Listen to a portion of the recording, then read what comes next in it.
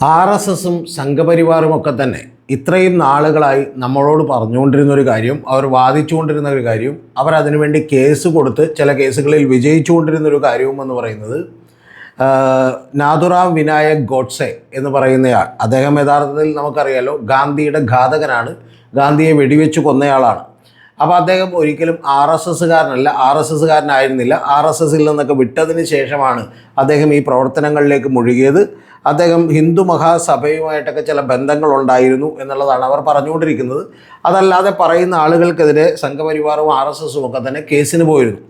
അപ്പോൾ ഇതുമായി ബന്ധപ്പെട്ട് നമ്മളെ ഞെട്ടിക്കുന്ന ചില വെളിപ്പെടുത്തലുകൾ അവരുടെ കുടുംബത്തിൽ നിന്ന് തന്നെ ഉണ്ടായിരിക്കുന്നു എന്നുള്ളതാണ്. അപ്പോൾ അതിൻ്റെ വിശദാംശങ്ങളിലേക്ക് വരുന്നതിന് മുമ്പ് ഇത് വെളിപ്പെടുത്തലുണ്ടായിട്ടുള്ളത് അദ്ദേഹം ചില നാഷണൽ മീഡിയകളിലും ചാനലുകളിലും ഒക്കെ പറഞ്ഞിട്ടുണ്ട്. പക്ഷേ അതിനേക്കാൾ കൂടുതലായി അദ്ദേഹം ഏറ്റവും ആദ്യമായി കൃത്യമായി രേഖാമൂലം കോടതിയിൽ ഒരു ക്രോസ് എക്സാമിനേഷൻ ഇടക്കാണ് സത്യകി സവർക്കർ എന്ന് പറയുന്ന ഒരാൾ, അതായത് സവർക്കർ ഫാമിലിയിൽ തന്നെ അദ്ദേഹത്തിന് വളരെ അടുത്ത ബന്ധമുണ്ട്.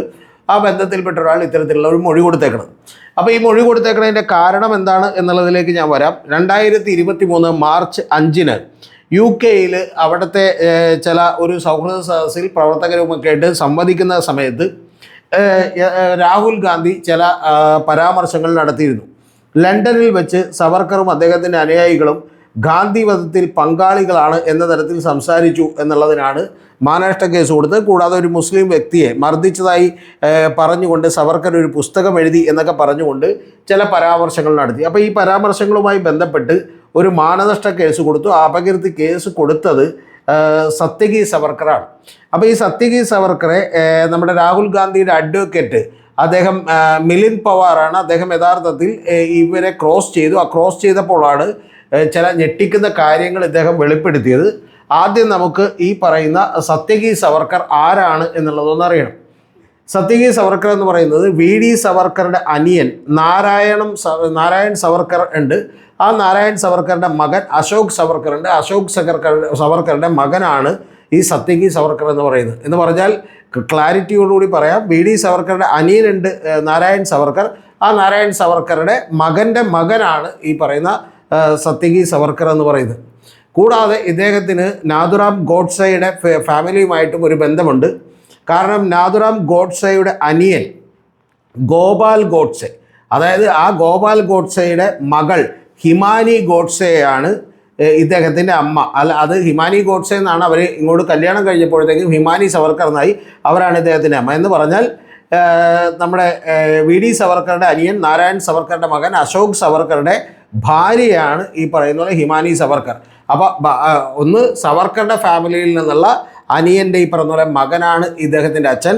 അതുപോലെ തന്നെ നാഥുറാം ഗോഡ്സെയുടെ അനിയൻ ഗോപാൽ ഗോഡ്സെയുടെ മകളാണ് ഇദ്ദേഹത്തിൻ്റെ മാതാവ് എന്ന് പറയുന്നത്.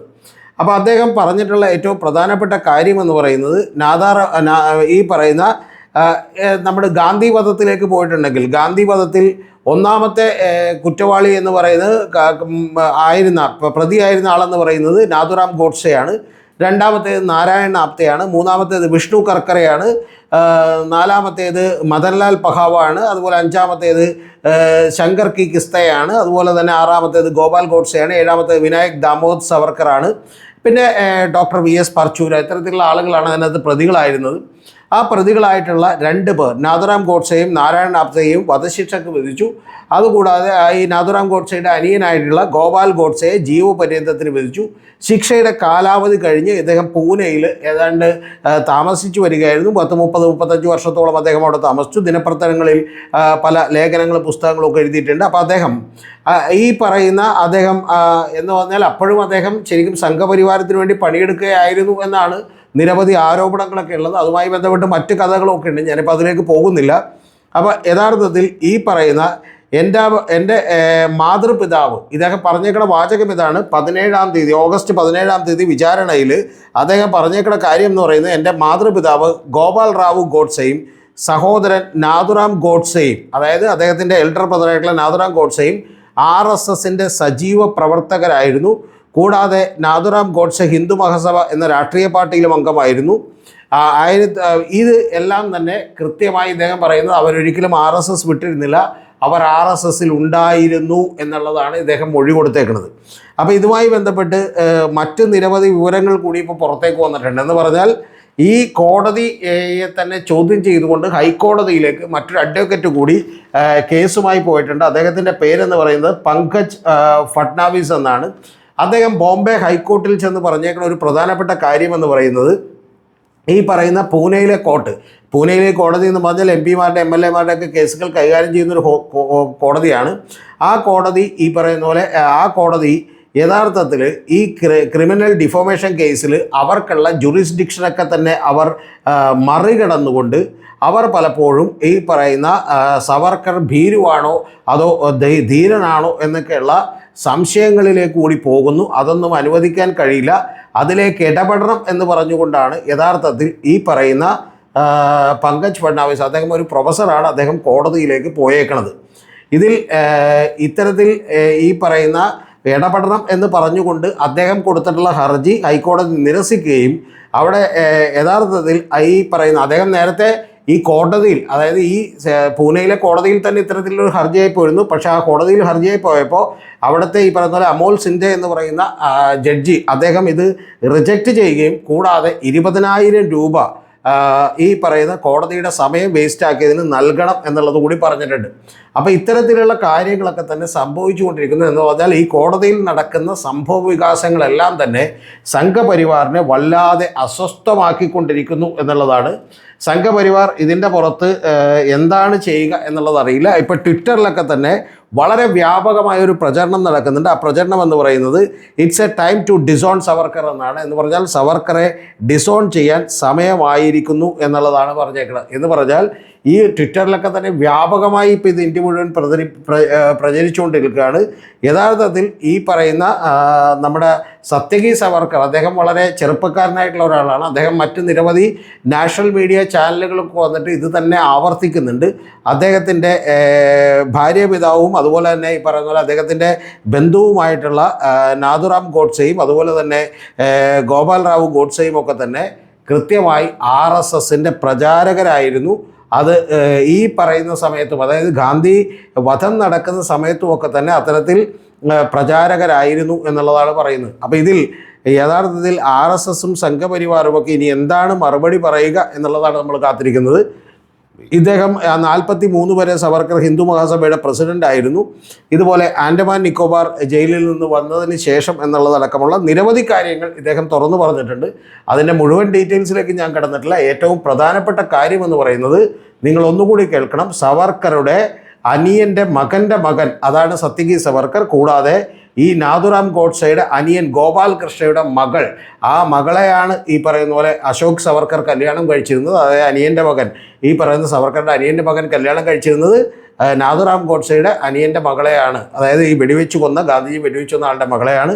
അപ്പോൾ ഇങ്ങനെയുള്ള ഒരു ഫാമിലിയിൽ അച്ഛനും അമ്മയും ഇതാണെന്ന് നമുക്ക് മനസ്സിലായി.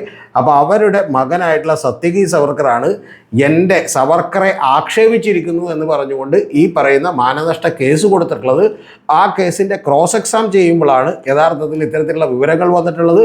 ഇത് കോടതിയോടുകൂടി ദേഷ്യം വരാൻ കാരണമെന്ന് പറഞ്ഞാൽ അപ്പോൾ ഇഴക്കെ തന്നെ ഈ കോടതി വ്യവഹാരങ്ങളിൽ ഇദ്ദേഹം ഇത് പറഞ്ഞുകൊണ്ടിരിക്കുമ്പോൾ ഇദ്ദേഹത്തിൻ്റെ അഡ്വക്കേറ്റ് തന്നെ ഇടപെടുകയും ഇത് മാനനഷ്ട കേസിന് ആവശ്യമുള്ളൊരു കാര്യമല്ല എന്നുള്ളതൊക്കെ തന്നെ പറയുകയും ചെയ്തു. പക്ഷേ കോടതി പറഞ്ഞത് അതൊന്നും കുഴപ്പമില്ല, അദ്ദേഹം തുറന്നു പറയട്ടെ, പകരം നമുക്ക് കൃത്യമായിട്ട് കാര്യങ്ങളൊക്കെ എപ്പോഴാണ് ഇത് വിചാരണ വേളയിൽ ഇതെന്താണ് ശരി ഏതാണ് തെറ്റ് എന്നുള്ളത് നമുക്ക് എന്ത് ചെയ്യാം നോക്കാം എന്നുള്ളതാണ് പറഞ്ഞേക്കുന്നത്. അതുകൂടിയാണ് ഇവരെ വിറളി പിടിപ്പിച്ചിരുന്നത്. അതുകൊണ്ടാണ് ഇത്തരത്തിലുള്ള നിങ്ങൾ അധികാരപരിധി ലംഘിക്കുന്നു, ജുറിസ്ഡിക്ഷൻ ലംഘിക്കുന്നു എന്ന് പറഞ്ഞ് ആദ്യം അതേ കോടതിയിൽ തന്നെ ഒരു പരാതി കൊടുക്കുകയും പിന്നീട് അതുമായി ഹൈക്കോടതിയിലേക്ക് എത്തുകയും ചെയ്തതിൻ്റെ കാര്യം എന്താണെങ്കിലും ബാക്കി കാത്തിരുന്ന് കാണാം. ഇനിയും ഈ വിചാരണ നീണ്ടുകൊണ്ടിരിക്കുകയാണ്. ഇതിൻ്റെ ആ വിചാരണ നീളുമ്പോൾ എന്ത് സംഭവിക്കുമെന്ന് അറിയില്ല. എന്ന് പറഞ്ഞാൽ ഇത്രയും കാലം നമ്മുടെ പ്രിയപ്പെട്ട മുൻ പ്രധാനമന്ത്രി വാജ്പേയി അടക്കം ഗോഡ്സെ RSS അല്ല, അദ്ദേഹം RSS അല്ല എന്നുള്ളത് ഈ പറയുന്ന വാജ്പേയി അടക്കം നിരവധി ആളുകൾ RSSൻ്റെയും സംഘപരിവാറിൻ്റെയും BJPയുടെ ഒക്കെ ആളുകൾ നമ്മളോട് നിരവധിയായി പറഞ്ഞുകൊണ്ടിരുന്നതാണ്. ആരെങ്കിലും ഒരു ഗാന്ധി ഘാതകരാണെന്നൊരു ചർച്ചയ്ക്ക് തന്നെ വിളിച്ചു പറഞ്ഞിട്ടുണ്ടെങ്കിൽ അവർ കേസിന് പോകുമായിരുന്നു, അത് തിരുത്തണമെന്ന് ആവശ്യപ്പെടുമായിരുന്നു. ഇപ്പോൾ എന്താണെങ്കിലും ഒരു കോടതി രേഖകളിലേക്ക് സത്യകി സവർക്കറിൻ്റെ വാക്കുകളായി ഈ കാര്യം എത്തിയിരിക്കുന്നു. സത്യകി സവർക്കറെ ഇവർക്ക് തള്ളിപ്പറയാനും കഴിയില്ല. കാരണം സത്യകി സവർക്കറെ സംബന്ധിച്ചിടത്തോളം അദ്ദേഹം ഇപ്പോഴും ഈ പറയുന്ന പോലെ ആൻറ്റി കോൺഗ്രസ് നിലപാടുകളുള്ള സംഘപരിവാറിനോട് അടുത്ത് നിൽക്കുന്ന അതേ ഐഡിയോളജി പേരുന്ന ഗോപാൽ ഗോഡ്സെയുടെയും അതുപോലെ തന്നെ ഈ പറയുന്ന നമ്മുടെ വി ഡി സവർക്കറുടെ അനിയൻ നാരായൺ സവർക്കറുടെയും ഒക്കെ പാരമ്പര്യം കാത്തു സൂക്ഷിക്കുന്ന ഒരാൾ കൂടിയാണ്. അതുകൊണ്ട് ആരെ തള്ളിപ്പറയും എന്നറിയാനാണ് നമ്മൾ കാത്തിരിക്കുന്നത്.